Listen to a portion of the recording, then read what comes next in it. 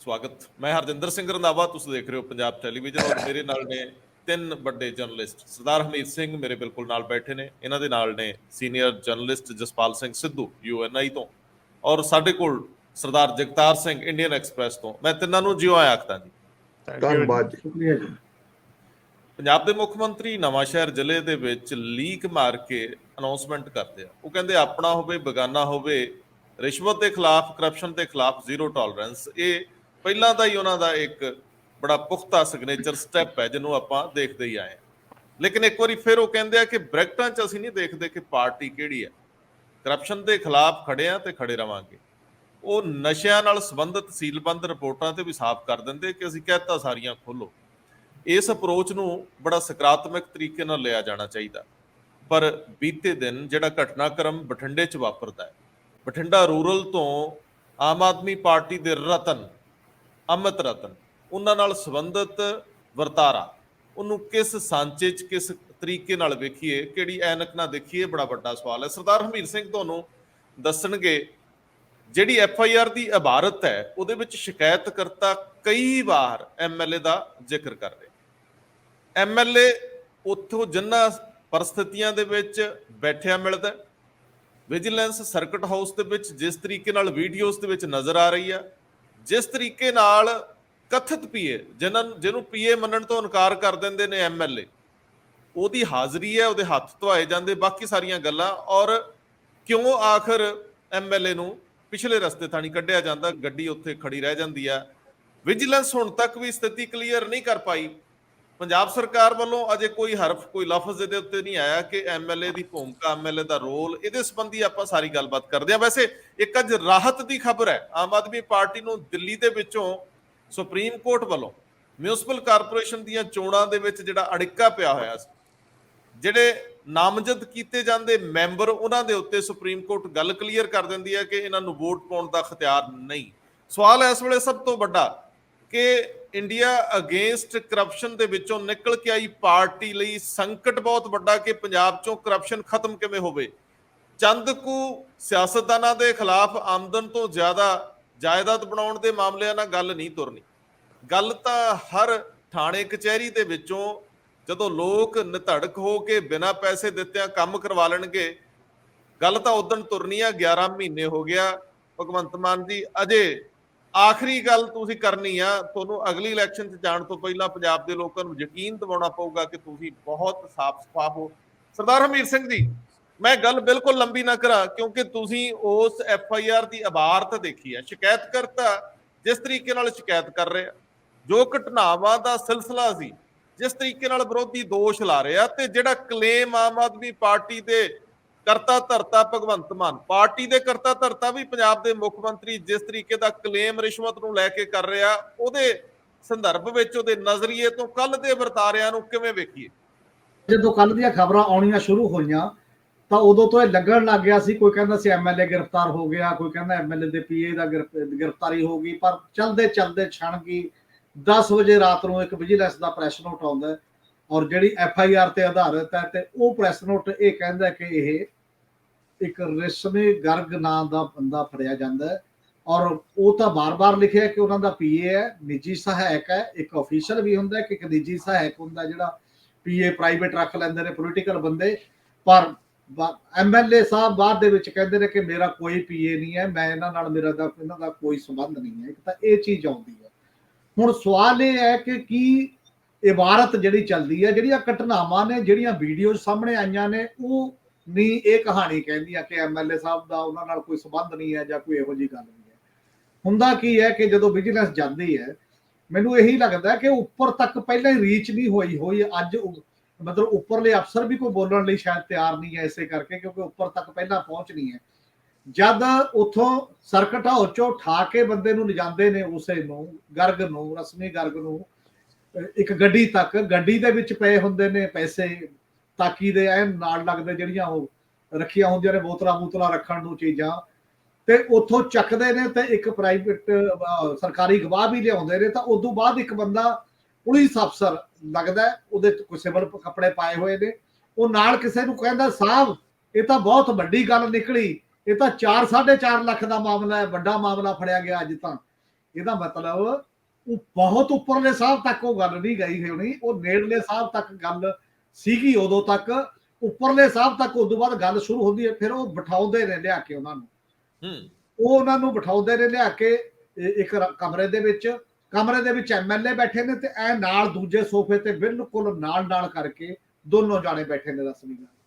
Vigilance ਦਾ ਅਫਸਰ ਗਰਗ ਤੋਂ phone ਲੈਣਾ ਚਾਹੁੰਦਾ ਹੈ ਤਾਂ ਐਮਐਲਏ ਰਿਐਕਟ ਕਰਦੇ ਨੇ ਵੀ ਯਾਰ ਐਵੇਂ ਬਿਹੇਵ ਨਾ ਕਰੋ। ਸੇਮ ਇਹ ਸ਼ਬਦ ਹੈ, ਯਾਰ ਐਵੇਂ ਤਾਂ ਬਿਹੇਵ ਨਾ ਕਰੋ, ਘੱਟੋ ਘੱਟ ਇਹ ਨਹੀਂ ਹੈ। ਔਰ ਜੇ ਤੁਸੀਂ ਜਾਣਦੇ ਨਹੀਂ ਜਾਂ ਤੁਹਾਡਾ ਕੋਈ ਸਬੰਧ ਨਹੀਂ, ਤੁਸੀਂ ਉਹਨੂੰ ਬਚਾਉਣ ਲਈ ਕਿਉਂ ਇਹੋ ਜਿਹੀਆਂ ਗੱਲਾਂ ਵਿੱਚ ਕਰਦੇ ਹੋ? ਸ਼ਾਇਦ ਇਹ ਪਤਾ ਨਾ ਹੋਵੇ ਕੋਈ ਵੀਡੀਓ ਵੀ ਬਣਾ ਰਿਹਾ, ਔਰ ਇੱਕ ਤਾਂ ਇਹ ਵੀ ਨਹੀਂ ਪਤਾ ਵੀ ਪਹਿਲਾਂ ਵਿਜੀਲੈਂਸ ਤੋਂ ਲੈ ਕੇ ਅੰਦਰ ਤੱਕ ਵੀਡੀਓ ਕੌਣ ਬਣਾਈ ਜਾਂਦਾ। ਸਾਰੀਆਂ ਗੱਲਾਂ ਦੀਆਂ ਵੀਡੀਓਜ਼ ਨੇ ਜਿਹੜੀਆਂ ਚਰਚਾ 'ਚ ਆ ਰਹੀਆਂ ਨੇ ਉਸ ਲੈਵਲ ਤੇ, ਉੱਥੇ ਉਹਦੇ ਹੱਥ ਧੋਏ ਜਾਂਦੇ ਨੇ, ਉਹ ਵੀ ਐਮਐਲਏ ਸਾਹਿਬ ਦੇ ਸਾਹਮਣੇ ਧੋਏ ਜਾਂਦੇ ਨੇ, ਰੰਗ ਚੜ ਜਾਂਦਾ ਹੈ, ਉਹ ਵੀ ਬਿਲਕੁਲ ਗਲਾਸਾਂ ਦੇ ਵਿੱਚ ਪਾਇਆ ਸਾਰਾ ਕੁਝ ਦਿਖਾਈ ਦੇ ਰਿਹਾ ਉਹ ਸਾਰੀਆਂ ਚੀਜ਼ਾਂ ਨੂੰ। ਫਿਰ ਜਿਹੜੀ ਐਫਆਈਆਰ ਲਿਖਾਈ ਜਾਂਦੀ ਹੈ, ਪ੍ਰਿਤਪਾਲ ਕੁਮਾਰ, ਘੁੱਦਾ ਪਿੰਡ ਹੈ, ਘੁੱਦੇ ਪਿੰਡ ਦੀ ਸਰਪੰਚ ਹੈ ਸੀਮਾ ਰਾਣੀ ਦਾ ਪਤੀ ਹੈ ਪ੍ਰਿਤਪਾਲ ਕੁਮਾਰ। ਪ੍ਰਿਤਪਾਲ ਕੁਮਾਰ ਇਹ ਕਹਿੰਦਾ ਇਹ ਅੱਜ ਦੀ ਗੱਲ ਨਹੀਂ, 6 ਮਹੀਨੇ ਦਾ ਪ੍ਰੋਸੈਸ ਹੈ ਪੂਰਾ ਜਿਹੜਾ ਚੱਲਿਆ।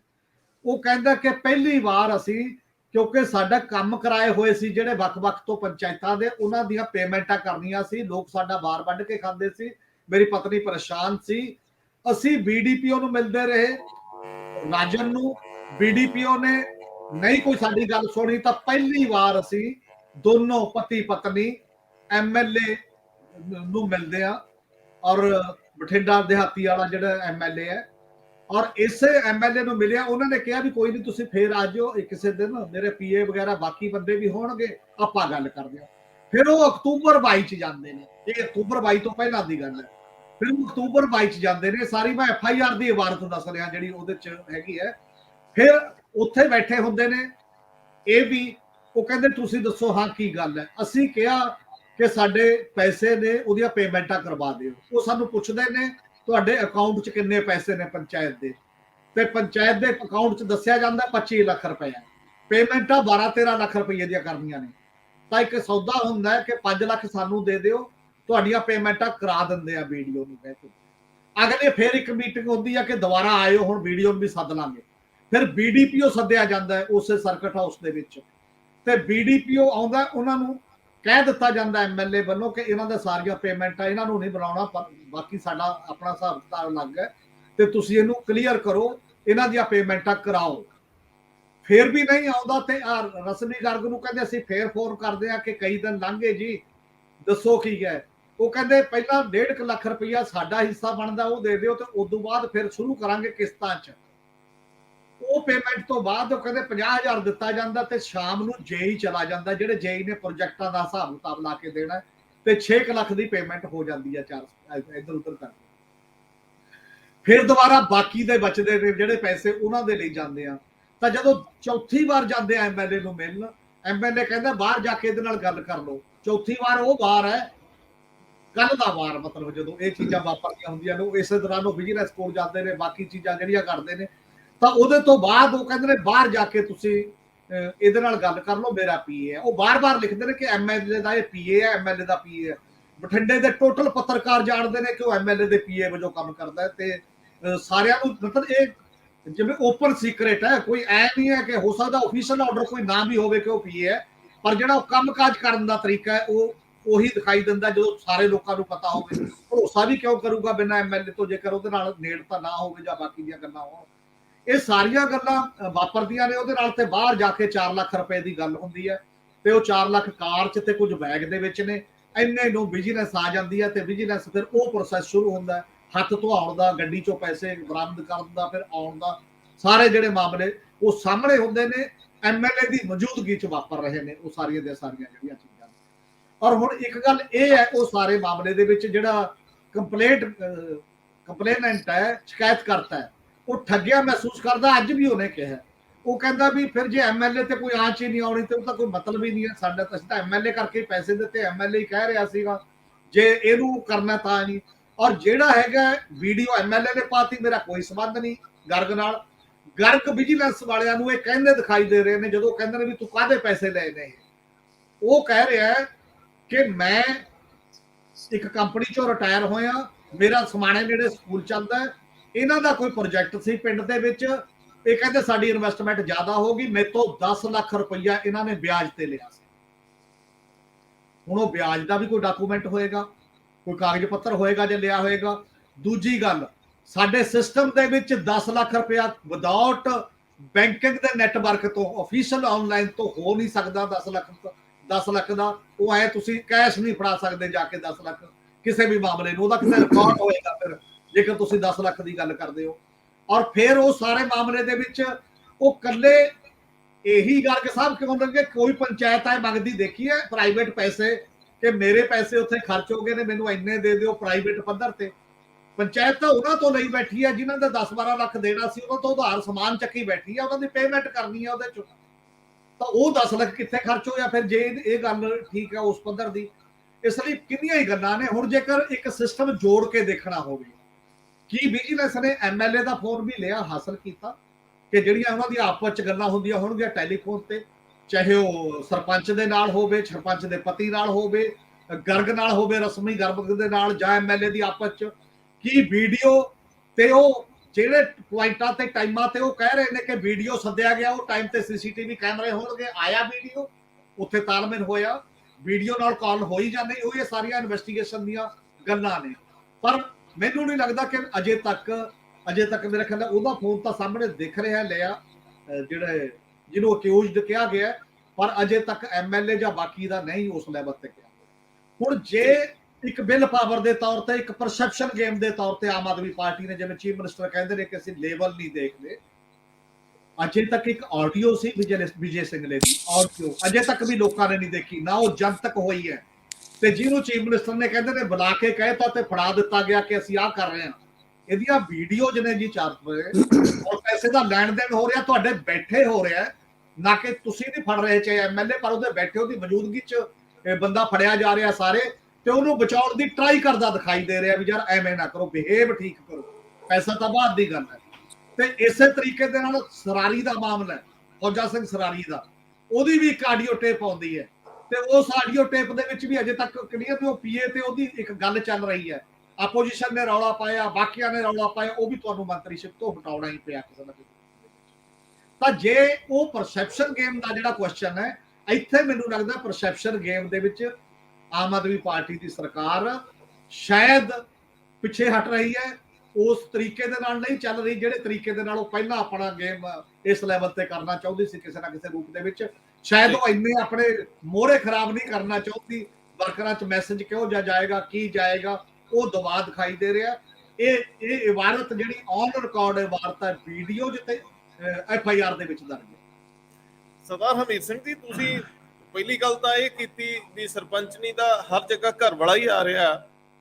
ਜਿਹੜਾ ਆਮ ਤੌਰ ਤੇ ਰੌਲਾ ਹੁੰਦਾ ਨਾ ਵੀ ਪਿੰਡਾਂ ਦੇ ਵਿੱਚ ਔਰਤਾਂ ਰਿਜ਼ਰਵੇਸ਼ਨ ਦੇ ਤਹਿਤ ਸਰਪੰਚ ਤੇ ਬਣ ਜਾਂਦੀਆਂ, ਪਰ ਕੰਮ ਉਹਨਾਂ ਦੇ ਪਰਿਵਾਰ ਦੇ ਕੋਈ ਹੋਰ ਜੀ ਕਰਦੇ ਆ। ਮੈਨੂੰ ਲੱਗਦਾ ਇੱਥੇ ਵੀ ਉਹੀ, ਕਿਉਂ ਨਹੀਂ ਇਹ ਸਰਪੰਚਨੀ ਵੱਲੋਂ ਹਰ ਤਰੀਕੇ ਦੀ ਕੰਪਲੇਂਟ ਹੋਈ, ਕਿਉਂ ਨਹੀਂ ਬਤੌਰ ਸਰਪੰਚ ਜਿਹੜਾ ਸੰਵਿਧਾਨਕ ਤੌਰ ਤੇ ਜ਼ਿੰਮੇਵਾਰ ਹੈ, ਕੱਲ ਨੂੰ ਇਹ ਵੀ ਸ਼ਾਇਦ ਕਾਨੂੰਨੀ ਪੇਚਾਂ 'ਚ ਫਸੂਗਾ ਕਿ ਪ੍ਰਿਤਪਾਲ ਕੁਮਾਰ ਕੀ ਕਰਦਾ ਹੈ, ਸੀਮਾ ਕਿਉਂ ਨਹੀਂ ਉੱਥੇ ਹੈ। ਸੋ ਇਹ ਇੱਕ ਤਾਂ ਪਹਿਲੀ ਗੱਲ ਇਹ। ਦੂਜੀ ਗੱਲ ਇਹ ਹੈ ਕਿ ਤੁਸੀਂ ਡਾਕਟਰ ਵਿਜੇ ਸਿੰਗਲਾ ਦਾ ਜ਼ਿਕਰ ਕੀਤਾ, ਉਦੋਂ ਸੰਗਰੂਰ ਦੀ ਇਲੈਕਸ਼ਨ ਐਨ ਬਰੂਆਂ ਤੇ ਸੀ। ਸੰਗਰੂਰ ਦੀ ਇਲੈਕਸ਼ਨ ਲਈ ਸ਼ਾਇਦ ਡਾਕਟਰ ਵਿਜੇ ਸਿੰਗਲਾ ਉਹਨੇ ਕੰਮ ਵੀ ਨਹੀਂ ਆ ਸਕੇ। ਇਸ ਤੋਂ ਬਾਅਦ ਹੁਣ ਜਦੋਂ ਸਰਾਰੀ ਦਾ ਮਾਮਲਾ ਆਉਂਦਾ ਤੇ ਉਦੋਂ ਵੀ ਬਹੁਤ ਸਾਰੇ ਰੌਲੇ ਸੀਗੇ।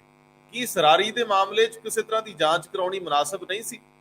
ਇਹ ਜ਼ਰੂਰੀ ਹੋਣਾ ਚਾਹੀਦਾ ਸੀ ਕਿ ਸਰਾਰੀ ਦੇ ਮਾਮਲੇ 'ਚ ਕਰਪਸ਼ਨ ਨਾਲ ਜੁੜੀਆਂ ਚੀਜ਼ਾਂ, ਜਦੋਂ ਕਿ ਉੱਥੇ ਵੀ ਸ਼ਿਕਾਇਤਕਰਤਾ ਤਰਸੇਮ ਕਪੂਰ ਦੇ ਮਾਮਲੇ 'ਚ ਖੜਾ ਹੈ। ਤਰਸੇਮ ਕਪੂਰ ਇੱਕ ਸ਼ਿਕਾਇਤਕਰਤਾ ਸੀ ਸ਼ੁਰੂਆਤੀ ਦੌਰ ਦੇ ਵਿੱਚ, ਜਾਂਚ ਹੋਣੀ ਬਣਦੀ ਸੀਗੀ, FIR ਦਰਜ ਹੋਣੀ ਚਾਹੀਦੀ ਸੀਗੀ। ਆਪਾਂ ਹਮੇਸ਼ਾ ਗੁੰਗਲੂਆਂ ਤੋਂ ਮਿੱਟੀ ਝਾੜਦੇ ਹਾਂ, ਸਾਡੇ ਮਾਝੇ ਦੀ ਭਾਸ਼ਾ, ਅਸੀਂ ਹਮੇਸ਼ਾ ਉੱਤੋਂ ਦੀ ਚਲੇ ਜਾਂਦੇ ਹਾਂ। ਸਰਦਾਰ ਜਸਪਾਲ ਸਿੰਘ ਸਿੱਧੂ ਸਾਹਿਬ, ਜਦੋਂ ਇਹ ਸਰਕਾਰ ਸਿਰਫ ਤੇ ਸਿਰਫ ਕਰਪਸ਼ਨ ਦੇ ਖਿਲਾਫ ਹੀ ਖੜੀ ਹੈ, ਕੋਈ ਵਿਚਾਰ, ਕੋਈ ਵਿਚਾਰਧਾਰਾ, ਕੋਈ ਕਿਸੇ ਵੀ ਤਰ੍ਹਾਂ ਦਾ ਇਹਦਾ ਕੋਈ ਅਤੀਤ, ਕੋਈ ਪਿਛੋਕੜ ਉਹਦੇ ਵਿੱਚ ਕੁਝ ਐਸਾ ਨਹੀਂਗਾ। ਇੱਥੇ ਇਹ ਤਾਂ ਸਿਰਫ ਤੇ ਸਿਰਫ ਸਿਸਟਮ ਬਦਲਣ ਆਏ, ਤਾਂ ਫਿਰ ਲਿਹਾਜ਼ ਵਾਲੀ ਕਿਹੜੀ ਗੱਲ? 92 'ਚ ਜੇ 2-3 ਘੱਟ ਵੀ ਜਾਣਗੇ ਤੇ ਫਰਕ ਹੀ ਪੈਂਦਾ। ਘੱਟੋ ਘੱਟ ਇਨਵੈਸਟੀਗੇਸ਼ਨ ਤਾਂ ਠੀਕ ਹੋਵੇ। ਪਰਸੈਪਸ਼ਨ, ਜਿਵੇਂ ਹਮੀਰ ਸਿੰਘ ਜੀ ਕਹਿ ਰਹੇ ਆ, ਪਰਸੈਪਸ਼ਨ ਤੁਹਾਨੂੰ ਬਣਾਉਂਦੀ ਤੇ ਵਿਗਾੜਦੀ ਹੈ। ਤੁਸੀਂ ਹੱਥੀਂ ਮਿਲੇ ਮੌਕੇ ਨੂੰ ਢੰਗ ਨਾਲ ਭੁਨਾ ਵੀ ਨਾ ਸਕੋ। ਕਿਤੇ ਪਾਵਰ ਗੇਮ, ਪਾਵਰ ਸੈਂਟਰਿਕ ਤੋਂ ਵੱਧ ਹੋਣ ਦੇ ਚੱਕਰ ਵੀ ਹੈ ਕਿ ਇਹ ਵੀ ਹੈ ਕਿ ਮੁੱਖ ਮੰਤਰੀ ਦੇ ਖੇਮੇ ਦਾ ਕੌਣ ਤੇ ਮੁੱਖ ਮੰਤਰੀ ਤੋਂ ਪਰਲੇ ਖੇਮੇ ਦਾ ਕੌਣ, ਇਹ ਵੀ ਰੌਲੇ ਨੇ। ਫੈਸਲੇ ਕਿੱਥੋਂ ਹੋ ਰਹੇ ਆ, ਇਹ ਵੀ ਸਵਾਲ ਪਿਛਲੇ ਦਿਨਾਂ 'ਚ ਉੱਠਦੇ ਰਹੇ ਆ। ਪਰ ਇਹ ਸਾਰੇ ਵਰਤਾਰੇ ਨੂੰ, ਜਿਵੇਂ ਤੁਸੀਂ ਸਰਦਾਰ ਹਰਮੀਤ ਸਿੰਘ ਹੋਰਾਂ ਤੋਂ ਸੁਣਿਆ, ਮੁੱਢਲੇ ਲਫ਼ਜ਼ ਤੁਹਾਡੇ ਕੀ ਆ? ਮੈਂ ਫਿਰ ਉਸ ਤੋਂ ਬਾਅਦ ਸਰਦਾਰ ਜਗਤਾਰ ਸਿੰਘ ਹੋਰਾਂ ਕੋਲ ਵੀ ਇਹੀ ਸਵਾਲ ਲੈ ਕੇ ਜਾਊਂਗਾ। ਹਾਂਜੀ, ਪਹਿਲੀ ਗੱਲ ਤਾਂ ਇਹ, ਜਿਵੇਂ ਤੁਸੀਂ ਕਿਹਾ ਵੀ ਗੋਂਗਲੂਆਂ ਤੋਂ ਮਿੱਟੀ ਝਾੜਨ ਵਾਲੀ ਗੱਲ ਹੈ, ਜਾਂ ਅਸੀਂ ਇਹ ਵੀ ਕਹਿ ਸਕਦੇ ਹਾਂ ਬੜਾ ਸਿੰਗਲੇ ਵਾਲੇ ਕੇਸ ਤੋਂ ਬਾਅਦ ਇਹ ਚੱਲਦਾ ਰਿਹਾ। ਇਲੈਕਸ਼ਨ ਸੀ, ਉਦੋਂ ਇਲੈਕਸ਼ਨ ਤੋਂ ਪਹਿਲਾਂ ਸਿੰਗਲਾ ਫੜਿਆ ਗਿਆ, ਉਹਨੂੰ ਮਿਨਿਸਟਰੀ ਤੋਂ ਲਾਹ ਦਿੱਤਾ ਗਿਆ। ਵੀ ਇਹ ਕੋਸ਼ਿਸ਼ ਇਹਨਾਂ ਦੀ ਹੈ ਵੀ ਕਾਂ ਮਾਰ ਕੇ ਬਨੇਰੇ ਤੇ ਟੰਗਣਾ। ਇਹ ਵੀ ਇਹਨਾਂ ਨੇ ਕੋਸ਼ਿਸ਼ ਕੀਤੀ ਹੈ, ਕਿਉਂਕਿ ਮੁੜ ਕੇ ਸਾਰੀ ਗੱਲ ਉਵੇਂ ਹੀ ਦਬਾ ਦਿੱਤੀ ਗਈ। ਸਰਾਰੀ, ਫੌਜਾ ਸਿੰਘ ਸਰਾਰੀ ਦੇ ਕੇਸ 'ਚ ਵੀ ਦਬਾ ਦਿੱਤੀ ਗਈ। ਲੋਕਾਂ ਨੂੰ ਇਹ ਨਹੀਂ ਪਤਾ ਵੀ ਹੋਇਆ ਕੀ ਸੀ, ਕਿਵੇਂ ਹੋਇਆ ਸੀ। ਇੱਕ ਵਾਰ ਗੱਲ ਕਰਕੇ ਮੁੱਕ ਗਈ। ਦੂਜੀ ਗੱਲ, ਬਾਕੀ ਇਹਨਾਂ ਨੇ ਇੱਕ ਇੱਥੇ ਪੋਲੀਟੀਸ਼ੀਅਨਾਂ ਦਾ, ਇੱਕ ਕਰਪਸ਼ਨ ਦਾ, ਜਾਂ ਉਹਨਾਂ ਦੇ ਪਾਵਰ ਦੇ ਨਾਲ ਜਿਹੜੀ ਸਾਰਾ ਹੀ ਕੁਝ ਜੁੜਿਆ ਹੋਇਆ ਉਹਦੇ ਨਾਲ, ਜਿਸ ਕਿਸਮ ਦਾ ਸਾਰਾ ਕੁਝ ਜੁੜਿਆ ਹੋਇਆ ਸਿਸਟਮ 'ਚ, ਕਰਪਸ਼ਨ ਸ਼ਬਦ ਨਾ ਸਿੱਧਾ ਵਰਤੋ, ਤਾਂ ਵੀ ਉਹ ਕਲਚਰ ਇੱਥੇ ਪੂਰਾ ਪੱਕਾ ਹੈ, ਤਿਆਰ ਹੋਇਆ ਵਾ ਕਲਚਰ ਹੈ। ਪਿਛਲੇ 70-75 ਸਾਲ ਦਾ ਚੱਲ ਰਿਹਾ, ਕਿਤੇ ਘੱਟ ਸੀ। ਤੇ ਜਿਉਂ-ਜਿਉਂ ਹੁਣ ਸਾਰਾ ਸਿਸਟਮ ਜਾਂ ਮਾਡਰਨਾਈਜੇਸ਼ਨ ਹੋਰ ਜ਼ਿਆਦਾ ਵਧੀਆ ਤੇ ਸਿਸਟਮ ਹੋਰ ਜ਼ਿਆਦਾ ਪੱਕਾ ਹੋ ਗਿਆ। ਇਹ ਪਾਵਰ ਸਟਰਕਚਰ ਦਾ ਜਿਹੜਾ ਇਸ ਕਿਸਮ ਦਾ ਕਲਚਰ ਹੈ, ਉਹਦੇ ਵਿੱਚ ਇਹ ਬੰਦਿਆਂ ਨੇ ਪਾਵਰ ਲਈ ਆਏ ਆ, ਪਾਵਰ 'ਚ ਪੈਸੇ ਬਣਾਉਣ ਲਈ ਆਏ ਆ। ਇਹ ਸਾਰਾ ਸਿਸਟਮ ਇਹਦੇ ਨਾਲ ਜੁੜਿਆ ਹੋਇਆ। ਵਿੱਚੋਂ ਇਹਦੇ 'ਚ ਠੀਕ ਹੈ, ਬੰਦੇ ਚੰਗੇ ਵੀ ਹੈਗੇ ਆ, ਵਿੱਚ ਬਹੁਤ ਹੁੰਦੇ ਆ। ਹਰਿਆ ਬੂਟ ਤਾਂ ਹਮੇਸ਼ਾ ਹੀ ਹੁੰਦਾ, ਚੰਗੇ ਬੰਦੇ ਵੀ ਹੁੰਦੇ ਆ। ਪਰ ਇਹ ਬਦਲਣ ਕਿਵੇਂ? ਕਿਉਂਕਿ ਇਹਨਾਂ ਦੀ ਬੈਕਗਰਾਉਂਡ ਕੀ ਹੈ? 1-2-4 ਦਿਨ, ਕੋਈ 10 ਦਿਨ ਪਹਿਲਾਂ ਕਾਂਗਰਸ 'ਚੋਂ ਆ ਗਿਆ, ਕੋਈ ਅਕਾਲੀਆਂ 'ਚੋਂ ਮਹੀਨਾ ਪਹਿਲਾਂ ਆ ਗਿਆ। ਇਹ ਉਹੀ ਬੰਦੇ ਆ ਜਿਹੜੇ ਪੋਲੀਟਿਕਸ 'ਚ ਬੜੀ ਦੇਰ ਦੇ ਫੜਫੜਾਉਂਦੇ ਫਿਰਦੇ ਸੀਗੇ, ਤੇ ਕਦੇ ਮੌਕਾ ਮਿਲ ਗਿਆ ਤੇ ਇੱਧਰ ਇਹ ਉਦੋਂ ਵੇਵ ਸੀ, ਸਾਰੀ ਆਮ ਆਦਮੀ ਪਾਰਟੀ ਦੀ ਵੇਵ 'ਚ ਜਿੱਤ ਗਏ। ਸਵਾਲ ਇਹ ਆ ਵੀ ਇਹਨਾਂ ਦਾ ਨਾਮ, ਇਹਨਾਂ ਦੀ ਆਈਡੀਓਲੋਜੀ ਉਹੀ ਆ ਜਿਹੜੀ ਪਿਛਲੀਆਂ ਦੂਜੀਆਂ ਪਾਰਟੀਆਂ ਦੀ ਸੀ, ਵੀ ਪੈਸੇ ਬਣਾਉਣ ਲਈ ਆਉਣਾ। ਕਈਆਂ ਨੇ ਤਾਂ ਕਾਫੀ ਦੇਰ ਬਾਅਦ ਮੌਕਾ ਮਿਲਿਆ ਤੇ ਉਹ ਸਾਰਾ ਕਰਨਗੇ। ਇੱਥੋਂ ਤੱਕ ਹੈ ਵੀ ਜੋ ਫੀਲਡ ਵਿੱਚੋਂ ਖਬਰਾਂ ਆਉਂਦੀਆਂ, ਪੰਜਾਬ 'ਚੋਂ ਖਬਰਾਂ ਪਹੁੰਚਦੀਆਂ, ਉਹਦੇ ਵਿੱਚ ਇਹ ਆ ਵੀ ਸਾਰੇ ਐਮਐਲਏ, ਬਹੁਤੇ ਐਮਐਲਏ ਦਾ, ਸਾਰਿਆਂ ਨਹੀਂ ਕਹਿੰਦਾ, ਬਹੁਤੇ ਐਮਐਲਏ ਨੇ ਕੰਮ ਉਸੇ ਤਰੀਕੇ ਨਾਲ ਸ਼ੁਰੂ ਕਰਤਾ ਜਿਵੇਂ ਪਹਿਲੇ ਕਾਂਗਰਸ ਦੇ ਜਾਂ ਅਕਾਲੀਆਂ ਦੇ ਐਮਐਲਏ ਕਰਦੇ ਹੁੰਦੇ ਸੀ। ਅਸੀਂ ਮਿਨਿਸਟਰਾਂ ਬਾਰੇ ਨਹੀਂ ਕਹਿ ਸਕਦੇ, ਉਹਨਾਂ ਬਾਰੇ ਤਾਂ ਬਿਲਕੁਲ ਸਪਸ਼ਟ ਹੈ। ਤੇ ਉਸੇ ਤਰੀਕੇ ਨਾਲ ਜਿਹੜਾ ਟਰੱਕ ਯੂਨੀਅਨ ਦੇ ਹਰ ਨੇੜੇ ਤੇੜੇ ਹਰ ਕਸਬੇ 'ਚ ਟਰੱਕ ਯੂਨੀਅਨ ਹੈ, ਉਹ ਟਰੱਕ ਯੂਨੀਅਨ ਦਾ ਪ੍ਰਧਾਨ ਬਣਨਾ, ਅਹੁਦੇਦਾਰ ਬਣਨਾ, ਆਪਣਾ ਬੰਦਾ ਬਣਾਉਣਾ, ਤੇ ਜਾਂ ਮਤਲਬ ਕਿ ਵੀ ਹੋਰ ਜਿੱਥੇ ਵੀ ਟਰੱਕ ਆਉਂਦੇ ਆ ਉਹਨਾਂ 'ਚੋਂ ਹਿੱਸਾ ਮਿਲਣਾ। ਤੇ ਸਾਰਾ ਕੁਝ ਉਵੇਂ ਉਸੇ ਤਰੀਕੇ ਨਾਲ ਕੀਤਾ ਜਾ ਰਿਹਾ। ਨਾਲੇ ਜਿਹੜੀ ਖਾਸ ਕਰਕੇ ਜਿਹੜਾ ਉੱਥੇ ਕਾਰਖਾਨਾ, ਤੇਲ ਦਾ ਕਾਰਖਾਨਾ ਬਠਿੰਡੇ 'ਚ ਗਿਣਿਆ ਜਾਂਦਾ, ਉੱਥੇ ਟਰੱਕ ਬਹੁਤ ਆਉਂਦੇ ਆ, ਬਾਹਰੋਂ ਆਉਂਦਾ। ਉਹਨਾਂ ਦੇ ਤਾਂ ਪਿਛਲੀਆਂ ਕਈ ਸਾਲਾਂ ਤੋਂ ਇਹ ਸਿਸਟਮ ਬਣੇ ਹੋਏ ਆ। ਜਿਹੜੇ ਕਿਤੇ ਐਮਐਲਏ ਬਣਦੇ ਆ, ਅੱਗੇ ਪਿੱਛੇ ਬਣਦੇ ਆ, ਉਹ ਸਾਰੇ ਹਿੱਸਾ ਲੈਂਦੇ ਹੀ ਲੈਂਦੇ ਆ, ਉਹਨਾਂ ਤੱਕ ਪੈਸਾ ਜਾਂਦਾ। ਇਹ ਬਦਲਣਗੇ ਕਿਉਂ? ਇਹ ਕਲਚਰ ਹੈ ਪੂਰਾ, ਜਿਹੜਾ ਕਲਚਰ ਬਿਲਕੁਲ ਮੇਨਟੇਨ ਕੀਤਾ ਜਾ ਰਿਹਾ। ਇਹ ਕਿਹੜਾ ਕੋਈ ਸਟਰਗਲ 'ਚੋਂ ਆ ਕੇ ਐਮਐਲਏ ਬਣੇ ਆ, ਕਿਸੇ ਕਮਿਟਮੈਂਟ 'ਚੋਂ ਬਣੇ ਆ, ਲੋਕਾਂ ਦੀ ਲੋਕ ਹਿੱਤਾਂ ਲਈ ਲੜਾਈ ਕਰਦੇ ਬਣੇ ਆ। ਕੋਈ ਇਹੋ ਜਿਹਾ ਗੱਲ ਨਹੀਂ। ਉਹ ਆ ਗਏ ਕਿਸੇ ਵੇਵ ਦੇ ਵਿੱਚ ਆ ਕੇ, ਬਹੁਤੇ ਤਾਂ ਇਸੇ ਵੇਵ 'ਚ ਹੀ ਬਣੇ ਆ।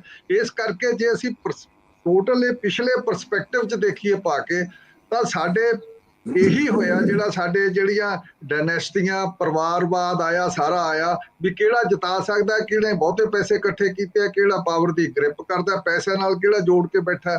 ਪੈਸੇ ਪਾਰਟੀ 'ਚ ਇਲੈਕਸ਼ਨ ਅਗਲੀ ਲਈ ਬਣਾਉਣੇ ਆ, ਪੋਲਿਟਿਕਸ ਰਹਿਣ ਲਈ ਪੈਸਾ ਚਾਹੀਦਾ। ਇਹ ਸਾਰਾ ਕੁਝ ਸਾਡੇ ਪੂਰੇ ਪੋਲੀਟੀਕਲ ਕਲਚਰ ਦੇ ਵਿੱਚ ਰਚਿਆ ਵਿੱਚ ਹੈ। ਇਸ ਤੋਂ ਪਾਸੇ ਦੀ ਕੋਈ ਗੱਲ ਨਹੀਂ ਹੈ। ਇਸ ਕਰਕੇ ਇਹ ਉਮੀਦ ਕਰਨੀ ਵੀ ਕੋਈ ਚੱਲਦਾ ਨਹੀਂ। ਇੱਕ ਗੱਲ, ਜਿਵੇਂ ਉਹਨਾਂ ਦਿਨਾਂ 'ਚ ਅਸੀਂ ਚੋਣ ਫਰਵਰੀ 'ਚ ਪਿਛਲੇ ਸਾਲ ਹੋਈ, ਫਰਵਰੀ ਵਿੱਚ ਹਜੇ ਚੋਣ ਜਿੱਤਿਆ ਹੀ ਸੀ ਇੱਕ ਐਮਐਲਏ ਦੁਆਬੇ ਦਾ। ਨਾਲ ਦੀ ਨਾਲ ਉਹ ਤਹਿਸੀਲਦਾਰ ਸਾਡਾ ਜਾਣ ਪਛਾਣ ਵਾਲਾ ਸੀ। ਉਹ ਤਹਿਸੀਲਦਾਰ ਨੂੰ ਕਹਿੰਦਾ ਵੀ ਹੁਣ ਮੇਰਾ ਹਿੱਸਾ ਰੱਖਣਾ ਸ਼ੁਰੂ ਕਰ ਦੇ। ਉਹ ਕਹਿੰਦਾ ਵੀ ਤੁਸੀਂ ਕਿਹੜਾ ਸਹੁੰ ਤਾਂ ਚੁੱਕਿਆ ਹੋ। ਇੱਥੋਂ ਤੱਕ ਦੀਆਂ ਗੱਲਾਂ ਵੀ ਸਾਰੀਆਂ ਇਹ ਪਬਲਿਕ ਡੋਮੇਨ 'ਚ ਹੈਗੀਆਂ। ਤੇ ਇਸ ਕਰਕੇ ਕੋਈ ਇਹਨਾਂ ਤੋਂ ਤੁਸੀਂ ਇਹ ਨਹੀਂ ਕਹਿ ਸਕਦੇ ਵੀ ਇਹ ਕਰਨਗੇ ਕਿਉਂ।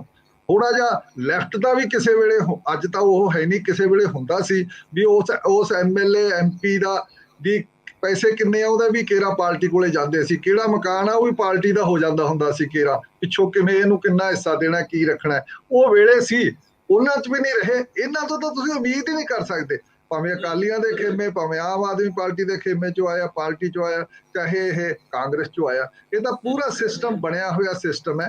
ਇਸੇ ਇਹ ਜੇ ਸਿਸਟਮ ਨਾ ਰੱਖਣ ਤੇ ਇਹਨਾਂ ਨੂੰ ਇਲੈਕਸ਼ਨ ਲਈ ਨਹੀਂ ਪੈਸੇ ਆਉਂਦੇ। ਤੋ ਇਹ ਉਮੀਦ ਨਹੀਂ ਕੀਤੀ ਜਾ ਸਕਦੀ ਵੀ ਇਹ ਬਦਲ ਕੇ ਚੱਲਣਗੇ। ਇਹ ਜ਼ਰੂਰ ਹੈ ਕਿ ਪ੍ਰੋਪੋਗੰਡੇ ਲਈ ਇਹ ਇਹੋ ਜਿਹਾ ਕੁਛ ਕੋਈ ਕਰ ਦਿੰਦੇ, ਅਸੀਂ ਕਲੀਨ ਗਵਰਨਮੈਂਟ ਲਿਆਵਾਂਗੇ, ਉਹ ਸਾਰੀਆਂ ਜਿਹੜੀਆਂ ਇਹੋ ਜਿਹਾ ਪ੍ਰੋਪੋਗੰਡਾ ਉਹ ਚੱਲ ਗਿਆ, ਉਹਦੇ ਸਿਰ ਤੇ 92 MLA ਆ ਗਏ। ਹਾਂਜੀ ਜੀ, ਮੈਂ ਸਰਦਾਰ ਜਗਤਾਰ ਸਿੰਘ ਜੀ ਤੁਹਾਡੇ ਵੱਲ ਇੱਕ ਵੱਖਰਾ ਸਵਾਲ ਲੈ ਕੇ ਆਉਣਾ ਚਾਹੁੰਦਾ। ਵੈਸੇ ਤਾਂ ਇਸੇ ਹੀ ਸਿਲਸਿਲੇ 'ਚ ਤੁਸੀਂ ਜੋੜਦੇ ਹੋ ਆਪਣੇ ਲਫ਼ਜ਼।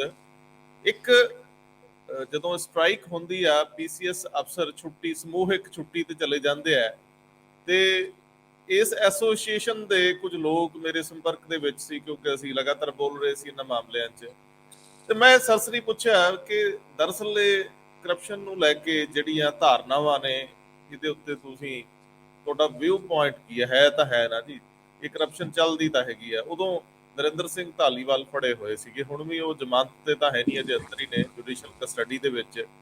ਤੇ ਮੈਨੂੰ ਬੜੀ ਵਧੀਆ ਗੱਲ ਸੁਣਾਈ ਉਸ ਭੱਦਰ ਪੁਰਸ਼ PCS ਅਧਿਕਾਰੀ ਨੇ।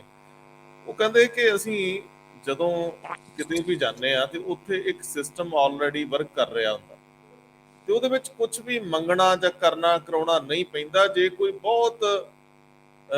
ਬਹੁਤ ਇਮਾਨਦਾਰ ਬੰਦਾ ਚਲੇ ਜਾਂਦਾ ਹੈ ਤੇ ਉਹ ਜਿਹੜਾ ਬਣਿਆ ਹੋਇਆ ਢਾਂਚਾ ਹੈ ਉਹਦੇ ਵਿੱਚੋਂ ਸਿਰਫ ਉਹਦਾ ਹਿੱਸਾ ਘਟ ਜਾਂਦਾ, ਬਾਕੀ ਉਵੇਂ ਦਾ ਉਵੇਂ ਚੱਲਦਾ ਰਹਿੰਦਾ। ਇਹ ਜਿਹੜਾ ਪੂਰੇ ਦਾ ਪੂਰਾ ਢਾਂਚਾ ਹੈ, ਇਹਨੂੰ ਭਗਵੰਤ ਮਾਨ ਇਨ ਵਨ ਗੋ ਇੱਕ ਹਥੌੜੇ ਨਾਲ ਕਿੱਦਾਂ ਭੰਨ ਦੇਣਗੇ? ਕਿਸ ਤਰੀਕੇ ਨਾਲ ਆਮ ਆਦਮੀ ਪਾਰਟੀ ਚੋਂ ਉੱਭਰ ਸਕੂਗੀ ਜਾਂ ਇਹ ਢਾਂਚੇ ਦੇ ਵਿੱਚ ਕੋਈ ਸਿਫਤਯੋਗ ਤਬਦੀਲੀ ਲਿਆ ਸਕੂ? ਸਰਦਾਰ ਜਗਤਾਰ ਸਿੰਘ ਜੀ, ਤੁਸੀਂ ਸਾਰੀ ਉਮਰ ਦੇਖੇ ਮਾਮਲੇ। ਨਹੀਂ, ਮੈਂ ਬ੍ਰੌਡਲੀ ਗੱਲ ਕਰੂੰਗਾ।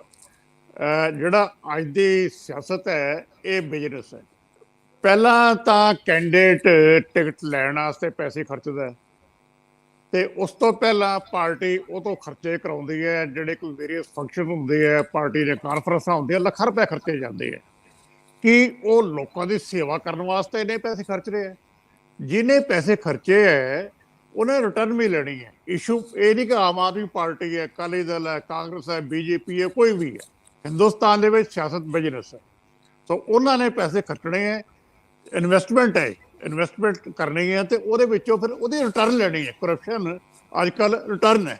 ਬਿਊਰੋਕ੍ਰੇਸੀ ਦੇ ਵਿੱਚ ਵੀ ਇਹੀ ਚੀਜ਼ ਹੈ। ਤੁਸੀਂ PCS ਅਫਸਰਾਂ ਦੀ ਗੱਲ ਕੀਤੀ ਹੈ, ਮੈਂ ਇੱਕ ਸਿੰਪਲ ਜੀ ਗੱਲ ਕਿਆ ਕਰਦਾ ਕਰਪਸ਼ਨ ਦੇ ਮਾਮਲੇ ਦੇ ਵਿੱਚ। ਇਹ ਇਮਾਨਦਾਰ ਕੌਣ ਹੈ? ਅਫਸਰ। ਜਿਹੜਾ ਅਫਸਰ ਮੰਗ ਕੇ ਪੈਸੇ ਨਹੀਂ ਲੈਂਦਾ ਉਹ ਇਮਾਨਦਾਰ ਹੈ, ਕਿਉਂਕਿ ਸਿਸਟਮ ਦੇ ਵਿੱਚ ਆਪਣੇ ਆਪ ਇੱਕ ਪੈਸਾ ਤੁਰਿਆ ਆਉਣਾ। ਜਿਹੜਾ ਅਫਸਰ ਉਸ ਤੋਂ ਉੱਪਰ ਮੰਗ ਕੇ ਲੈਂਦਾ ਉਹ ਕਰਪਟ ਗਿਣਿਆ ਜਾਂਦਾ ਹੈ।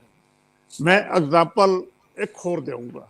ਲੁਧਿਆਣਾ ਵਰਗਾ ਸ਼ਹਿਰ, ਉੱਥੇ ਜਿੰਨੇ ਆਟੋ ਚੱਲਦੇ ਹੈ, ਮਿਨੀ ਬੱਸਾਂ ਚੱਲਦੀਆਂ, ਇਹ ਕਿਹਾ ਜਾਂਦਾ ਵੀ ਉਹਨਾਂ ਤੋਂ ਪੈਸੇ ਲੈ ਜਾਂਦੇ ਵੀਕਲੀ। ਤੇ ਕੀ ਉਹ ਤੁਹਾਡੇ ਲੋਕਲ ਪੁਲਿਸ ਅਫਸਰ ਹੀ ਲੈ ਰਹੇ, ਉੱਪਰ ਤੱਕ ਨਹੀਂ ਜਾਂਦੇ ਹੋਣਗੇ?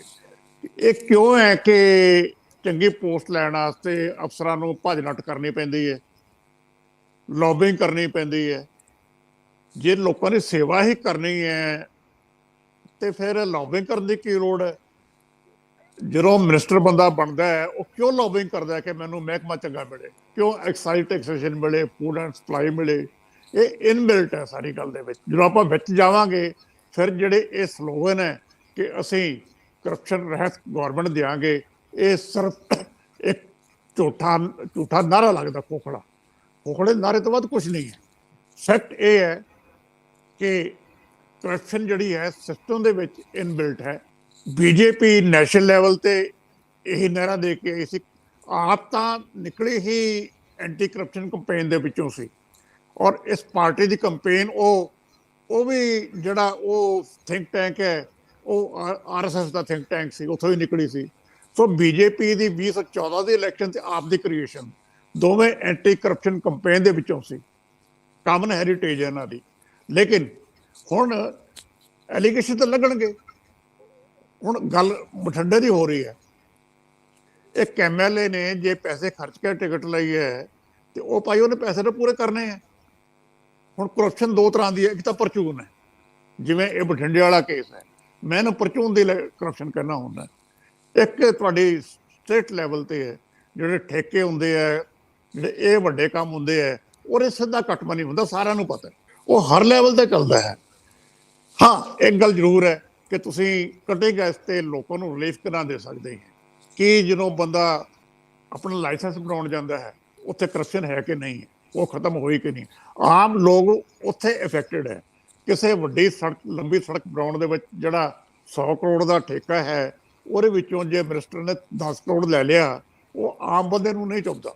ਸੋ ਇਹ ਦੋ ਤਰ੍ਹਾਂ ਦੀ ਕਰਪਸ਼ਨ ਹੈ, ਇੱਕ ਜਿਹੜੀ ਆਮ ਬੰਦੇ ਨੂੰ ਹਿੱਟ ਕਰਦੀ ਹੈ, ਦੂਸਰੀ ਜਿਹੜੀ ਹਿੱਟ ਨਹੀਂ ਕਰਦੀ ਲੇਕਿਨ ਉਹਦਾ ਡਾਇਮੈਂਸ਼ਨ ਬਹੁਤ ਵੱਡੀ ਹੈ। ਸੋ ਇਹ ਇਨਬਿਲਟ ਹੈ। ਇਹ ਕਹਿਣਾ, ਇਹਨਾਂ ਦਾ ਜਿਹੜਾ ਕਲੇਮ ਹੈ ਅਸੀਂ ਟਰਾਂਸਪੇਰੈਂਟ ਸਰਕਾਰ ਦਿਆਂਗੇ, ਕਰਪਸ਼ਨ ਰਹਿਤ ਸਰਕਾਰ ਦਿਆਂਗੇ, ਇਹਦੇ 'ਚ ਕੋਈ ਦਮ ਨਹੀਂ ਹੁੰਦਾ। ਇਹ ਕੋਈ ਨਾਰਾ ਕੋਈ ਨਵਾਂ ਨਹੀਂ ਹੈ, ਪਹਿਲਾਂ ਵੀ ਬੜੇ ਲੱਗੇ ਹੈ ਤੇ ਅੱਗੇ ਵੀ ਲੱਗਦੇ ਰਹਿਣਗੇ। ਬਿਲਕੁਲ ਠੀਕ ਹੈ। ਇਹ ਬਾਦਲ ਸਾਹਿਬ ਜਦੋਂ ਪਹਿਲੀ ਵਾਰੀ ਆਉਂਦੇ ਨੇ, ਤੇ ਪਹਿਲੀ ਵਾਰੀ ਤਾਂ ਨਹੀਂ ਮੈਂ ਕਹੂੰਗਾ, ਸਾਡੇ ਇਸ 2 ਦਹਾਕਿਆਂ ਦੇ ਵਿੱਚ 97 'ਚ ਆਉਂਦੇ ਨੇ ਤੇ ਉਹਨਾਂ ਦੀ ਵੀ ਇਹੀ ਸੀਗੀ। ਉਸ ਤੋਂ ਬਾਅਦ ਕੈਪਟਨ ਅਮਰਿੰਦਰ ਸਿੰਘ ਨਹੀਂ, ਮੈਂ ਕਲੀਅਰ ਕਰ ਦਿਆਂ, 77 ਦੇ ਵਿੱਚ ਜਿਹੜਾ ਅਕਾਲੀ ਦਲ ਦਾ ਰੈਜ਼ੋਲੂਸ਼ਨ ਮੈਨੀਫੈਸਟੋ ਹੈ, ਉਹਦੇ ਵਿੱਚ ਪ੍ਰੋਮਿਸ ਹੈ ਕਿ ਅਸੀਂ ਇੱਕ ਪਰਮਾਨੈਂਟ ਕਮਿਸ਼ਨ ਬਣਾਵਾਂਗੇ ਕਰਪਸ਼ਨ ਨੂੰ ਚੈੱਕ ਕਰਨ ਵਾਸਤੇ। ਜਦੋਂ ਪਾਵਰ 'ਚ ਆ ਗਏ ਉਦੋਂ ਭੁੱਲ ਗਏ। ਉਸ ਤੋਂ ਬਾਅਦ ਐਜ਼ ਯੂਜ਼ੁਅਲ ਉਹ ਬੜਾ ਕਮਾਲ ਦਾ ਮੈਨੀਫੈਸਟੋ ਹੈ 77 ਦਾ, ਉਹ ਪੜ੍ਹਨ ਵਾਲਾ ਹੈ ਜੀ। ਔਰ ਉਸ ਤੋਂ ਬਾਅਦ ਜਦੋਂ ਕੈਪਟਨ ਅਮਰਿੰਦਰ ਸਿੰਘ ਆਉਂਦੇ, ਜਦੋਂ ਉਹਨਾਂ ਨੇ ਰਵੀ ਸਿੱਧੂ ਨੂੰ ਹੱਥ ਪਾ ਲਿਆ, ਤੇ ਇਹੀ ਸਾਰੇ ਸਲੋਗਨ ਸੀ, ਤੁਸੀਂ ਠੀਕ ਕਿਹਾ। ਲੇਕਿਨ ਪ੍ਰੈਕਟਿਸ ਇਹ ਹੈ ਕਿ ਜਿਹੜੀ ਸਾਲ ਕੁ ਬਾਅਦ ਵੀ ਕਾਇਮ ਰਵੇ। ਜੇ ਕੋਈ ਸਰਕਾਰ ਆਉਣ ਤੋਂ ਕੋਈ 14, 15, 18 ਮਹੀਨਿਆਂ ਬਾਅਦ ਵੀ ਉਸੇ ਤਰਜ਼ ਤੇ ਕੰਮ ਕਰੇ ਤੇ ਉਹਨੂੰ ਮੰਨਿਆ ਜਾ ਸਕਦਾ। ਸਰਦਾਰ ਹਮੀਰ ਸਿੰਘ ਜੀ, ਬਹਿਸ ਕਰਪਸ਼ਨ ਤੇ ਲੰਬੀ ਜਿੰਨੀ ਮਰਜ਼ੀ ਖਿੱਚ ਲਈਏ, ਮੈਨੂੰ ਲੱਗਦਾ ਲੋਕ ਇਸ ਮਾਮਲੇ ਨੂੰ ਸੀਰੀਅਸ ਲੈਂਦੇ ਨਹੀਂ ਹੋਣ, ਕਿਉਂਕਿ ਹਰ ਬੰਦੇ ਦੀ ਤਸੱਲੀ ਉਦੋਂ ਹੀ ਹੁੰਦੀ ਹੈ ਮੇਰਾ ਯਾਰ ਕੰਮ ਹੋਵੇ, ਤਰੀਕਾ ਕੋਈ ਵੀ ਹੋਵੇ। ਮੈਂ ਇੱਥੇ ਜਾਣਾ ਚਾਹੁੰਦਾ ਹੈ ਜਿਹੜੀ ਸਿਆਸਤ ਵਿੱਚ ਕਰਪਸ਼ਨ ਹੁੰਦੀ ਹੈ, ਕਿ ਜੇਕਰ ਇਲੈਕਸ਼ਨ ਹੋ ਜੇ, ਮੈਂਡੇਟ ਕੋਈ ਹੋਰ ਹੋਵੇ, ਲੇਕਿਨ ਉਹਨੂੰ ਅਗਵਾ ਕੋਈ ਹੋਰ ਕਰਕੇ ਲੈ ਜੇ। ਇਹ ਸਵਾਲ ਬੜਾ ਪਿਛਲੇ ਸਮੇਂ 'ਚ ਰਿਹਾ, ਲੇਕਿਨ ਅੱਜ ਦਿੱਲੀ ਵਿੱਚ ਸੁਪਰੀਮ ਕੋਰਟ ਨੇ ਦਿੱਲੀ ਇਲੈਕਸ਼ਨ ਨੂੰ, ਮਿਊਨਿਸਪਲ ਕਾਰਪੋਰੇਸ਼ਨ ਦੀ ਇਲੈਕਸ਼ਨ ਨੂੰ ਲੈ ਕੇ ਜਿਹੜਾ ਫੈਸਲਾ ਦਿੱਤਾ ਹੈ, ਔਰ ਈਵਨ ਇਹ ਨੋਟਿਸ ਹੈ ਕਿ 24 ਘੰਟਿਆਂ ਦੇ ਅੰਦਰ ਅੰਦਰ ਨੋਟਿਸ ਜਾਰੀ ਕਰੋ ਇਹਦੀ ਇਲੈਕਸ਼ਨ ਲਈ, ਮੇਅਰ ਦੀ ਚੋਣ ਕੀਤੀ ਜਾਵੇ 24 ਘੰਟਿਆਂ ਦੇ ਵਿੱਚ ਅਦਾਲਤ ਨੇ ਕਿਹਾ। ਤੇ ਇਹਦੇ 'ਚ ਨਾਮਜ਼ਦ ਮੈਂਬਰਾਂ ਨੂੰ ਵੋਟ ਪਾਉਣ ਦਾ ਹੱਕ ਨਹੀਂ ਹੋਏਗਾ। ਮੇਰਾ ਖਿਆਲ ਆਮ ਆਦਮੀ ਪਾਰਟੀ ਨੂੰ ਤਾਂ ਭੰਗੜੇ ਪਾਉਣ ਦਾ ਦਿਨ ਹੋਣਾ ਚਾਹੀਦਾ।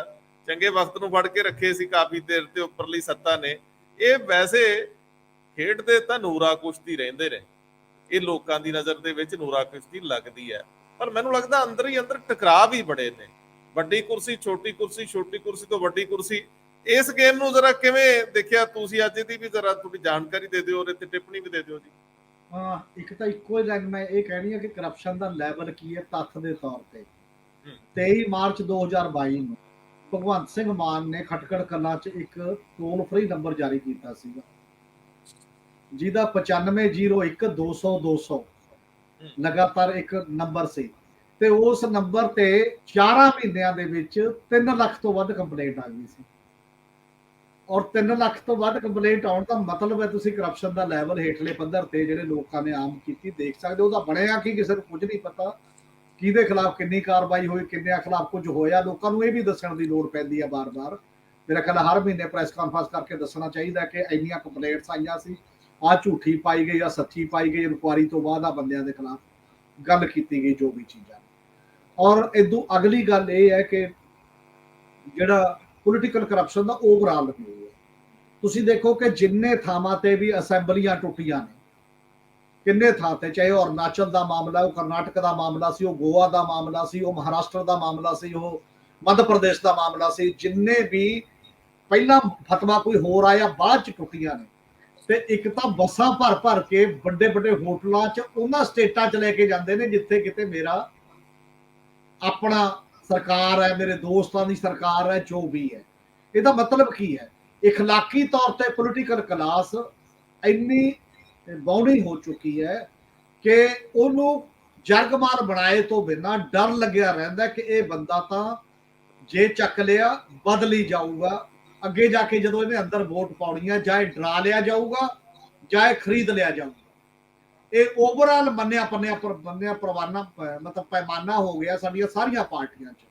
ਹੁਣ ਤਾਂ ਚੰਡੀਗੜ੍ਹ ਦੇ ਦੇਖੋ ਤੁਸੀਂ, ਜਦੋਂ ਚੰਡੀਗੜ੍ਹ ਦੀ ਚੋਣ ਹੋਣੀ ਸੀ, ਇਹਦੇ ਮਿਊਨਿਸਪਲ ਕਾਰਪੋਰੇਸ਼ਨ ਵਾਲੇ ਬੰਦੇ ਵੀ ਕੋਈ ਕਿਤੇ ਲੈ ਗਿਆ, ਕੋਈ ਕਿਤੇ ਲੈ ਗਿਆ ਆਪਦੇ ਚੱਕ ਕੇ। ਇਹ ਨਾ ਕਦੇ ਕਦਾਈ ਜਦੋਂ ਸਟੂਡੈਂਟ ਇਲੈਕਸ਼ਨ ਹੁੰਦੀਆਂ ਸੀ ਵੀ ਸੀਆਰ ਨਾ ਚੱਕ ਕੇ ਲੈ ਜਾਣ, ਆਪਣਾ ਸੀਆਰ ਇੱਧਰ ਰੱਖੋ, ਆਪਣਾ ਸੀਆਰ ਇੱਧਰ ਰੱਖੋ ਸਟੂਡੈਂਟ ਇਲੈਕਸ਼ਨ ਵੇਲੇ ਦਾ। ਉਹ ਇਹੋ ਜਿਹਾ ਮਾਹੌਲ ਹੈ ਜਿਹੜਾ ਚੱਲਦਾ ਵੀ ਇੱਕ ਵਾਰ ਉਹ ਤਾਂ ਬਾਈਕਾਟ ਹੀ ਕਰਦੇ ਹੁੰਦੇ ਸੀ ਵੀ ਇਹਨੂੰ ਉੱਥੇ ਪਹੁੰਚਣਾ ਨਾ ਦਿਓ। ਪਰ ਹੁਣ ਜਦੋਂ ਇਹ ਸਾਰਾ ਕੁਝ ਸਾਹਮਣੇ ਹੋ ਰਿਹਾ ਦਿਖਾਈ ਨਹੀਂ ਦਿੰਦਾ ਕਿ ਇਹ ਬੋਲੀ ਲੱਗ ਰਹੀ ਹੈ ਜਾਂ ਮਿਸਯੂਜ਼ ਆਫ ਏਜੰਸੀ ਚ ਹੋ ਗਿਆ। ਇੰਨੇ ਬੰਦਿਆਂ ਨੂੰ ਇਕੱਠੇ ਕਰਕੇ ਮਹੀਨਿਆਂ ਬੱਧੀ, ਹਫ਼ਤਿਆਂ ਬੱਧੀ, 15 ਦਿਨ ਕਦੇ ਕਿੰਨੇ, ਇਹ ਓਵਰਆਲ ਸਾਡੀ ਸਿਆਸਤ ਦਾ ਹਾਲ ਹੈ। ਤੇ ਜੁਡੀਸ਼ਰੀ ਨਹੀਂ ਦੇਖ ਰਹੀ ਇਹਨੂੰ, ਇਲੈਕਸ਼ਨ ਕਮਿਸ਼ਨ ਆਫ ਇੰਡੀਆ ਨਹੀਂ ਇਹਨੂੰ ਦੇਖ ਰਿਹਾ, ਸੂਬਿਆਂ ਦੇ ਗਵਰਨਰ ਨਹੀਂ ਦੇਖ ਰਹੇ ਜਿਹੜੇ ਕਹਿੰਦੇ ਨੇ ਕਨਸਟੀਟਿਊਸ਼ਨ ਲਈ ਮੇਰੀ ਜ਼ਿੰਮੇਵਾਰੀ ਹੈ ਕਿ ਮੈਂ ਠੀਕ ਤਰੀਕੇ ਦੀ ਸੰਵਿਧਾਨ ਦੇ ਵਿੱਚੋਂ ਕਰਨਾ, ਔਰ ਪੋਲੀਟੀਕਲ ਪਾਰਟੀਆਂ ਨਹੀਂ ਦੇਖ ਰਹੀਆਂ। ਇਹਦਾ ਮਤਲਬ ਇਸ ਹਮਾਮ ਚ ਸਾਰੇ ਉਸ ਲੈਵਲ ਦੇ ਉੱਤੇ ਮਤਲਬ ਚਲੇ ਗਏ ਨੇ। ਇਸ ਕਰਕੇ ਉਹਦੇ ਤੋਂ ਬਹੁਤ ਉਮੀਦ ਰੱਖਣਾ ਅਲੱਗ ਗੱਲ ਹੈ। ਇਹਦੇ ਨਾਲ ਜੁੜੀ ਆ ਦਿੱਲੀ ਦੀ ਗੱਲ, ਜਿਹੜੀ ਅੱਜ ਦੀ ਤਾਜ਼ਾ ਘਟਨਾ ਹੈ। ਦਿੱਲੀ ਚ ਬੜੀ ਦੇਰ ਤੋਂ ਇਹ ਸੀ ਕਿ clear cut majority Aam Aadmi party ਨੂੰ ਇਸ ਵਾਰ ਮਿਲੀ ਹੈ ਕਿ ਉਹਨਾਂ ਦਾ ਮੇਅਰ ਬਣਨੇ ਨੇ ਜਿਹੜਾ ਵੀ ਉਹ ਸਿਸਟਮ, ਤੇ ਪਰ ਉਹਦੇ ਚ ਇੱਕ ਲਕੂਨਾ ਸੀ। ਲਕੂਨਾ ਇਹ ਸੀ ਕਿ ਉੱਥੇ ਇਹਦੇ ਤੇ ਤਾਂ ਐਂਟੀ ਡਿਫੈਕਸ਼ਨ ਲਾ ਵੀ ਲਾਗੂ ਹੁੰਦਾ ਹੈ। ਇਹਦੇ ਤੇ ਜਿਹੜੇ ਮਤਲਬ ਪਾਰਟੀ ਤੋਂ ਜਿਹੜੇ ਤੋਂ ਚੁਣ ਕੇ ਆਏ ਹੋ, ਜੇਕਰ ਤੁਸੀਂ ਦੂਜੇ ਪਾਸੇ ਵੋਟ ਕਰਦੇ ਹੋ ਤੁਹਾਡੀ ਮੈਂਬਰਸ਼ਿਪ ਚਲੀ ਜਾ ਰਹੀ ਹੈ। ਹਜੇ ਤੱਕ ਮਿਊਨਿਸਪਲ ਕਮਿਸ਼ਨਰਾਂ ਤੇ ਲਾਗੂ ਨਹੀਂ ਹੁੰਦਾ।